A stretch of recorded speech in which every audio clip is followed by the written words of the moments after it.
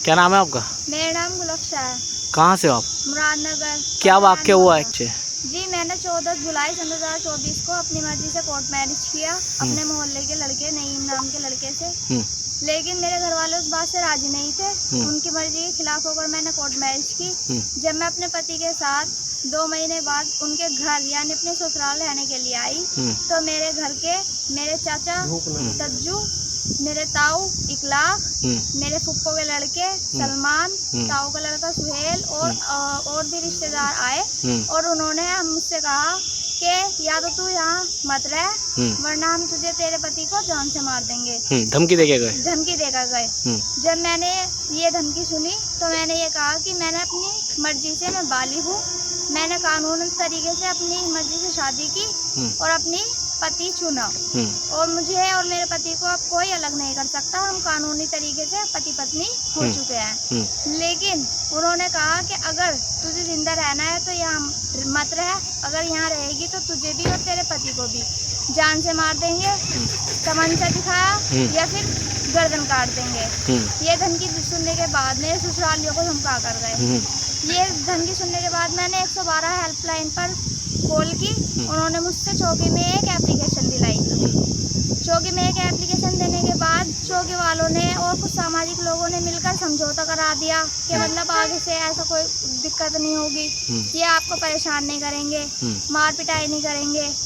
लेकिन कुछ महीने बाद जब मेरे मायके वालों को पता चला कि मैं 4 महीने की गर्भावस्था में हूँ, मेरे नवजात शिशु है, तो उन्होंने फिर से हमला किया, मार पिटाई की, बदतमीजी की। आपके परिवार वालों ने? जी, मेरे तिहरियों ने, मेरे ताऊ चाचाओं ने, उनके कुछ रिश्तेदारों ने बदतमीजी की और मेरे नवजात शिशु को मारने की, जान से मारने की कोशिश की। अच्छा। मुझे मेरे नवजात शिशु को मेरे तिहरियों से खतरा है।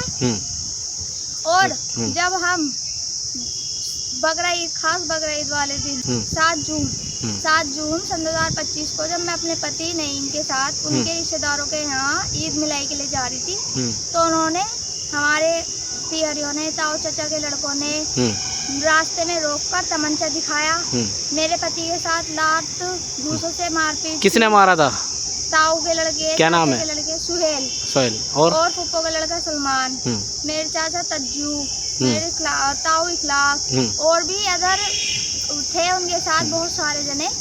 उन्होंने दबंगाई दिखाई थी। जी, उन्होंने मेरे पति के साथ मार पिटाई की और मेरे साथ भी अश्लील हरकत की। अच्छा। और मेरे नवजात शिशु को जान से मारने की कोशिश की। अच्छा। मुझे, मेरे पति को, मेरे ससुरालियों को और मेरे नवजात शिशु को मेरे तिहरियों से खतरा है। अच्छा। जब मैं ये एप्लीकेशन लेकर थाने में गई तो थाने में भी कोई सुनवाई नहीं हुई।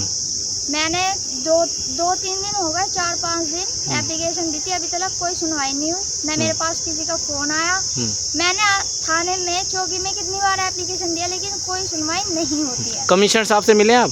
कमिश्नर साहब के पास आज हम आए हैं। अभी तक हमारी उनसे कोई मुलाकात नहीं हुई है और न ही हमारी कोई सुनवाई। क्या कारण रहा है जो मुलाकात नहीं हुई है? वो बोल रहे हैं कि वो मीटिंग में है। अच्छा। कल या परसों बात करेंगे। अच्छा, उसके बाद आप अब डीएम कार्यालय पर खड़े हैं तो फिर क्या आप डीएम साहब के पास ही पहुंचेंगे? तो उन्हें हमारी कार्रवाई करनी पड़ेगी, सुनवाई करनी पड़ेगी, या फिर मैं, अगर वो नहीं सुनते तो फिर डीएम साहब के पास भी पहुंचेंगे आप? जी, डीएम साहब के यहाँ भी आएंगे, कार्रवाई करेंगे तो ठीक है, वरना हम यहीं पर आत्महत्या कर लेंगे। अच्छा।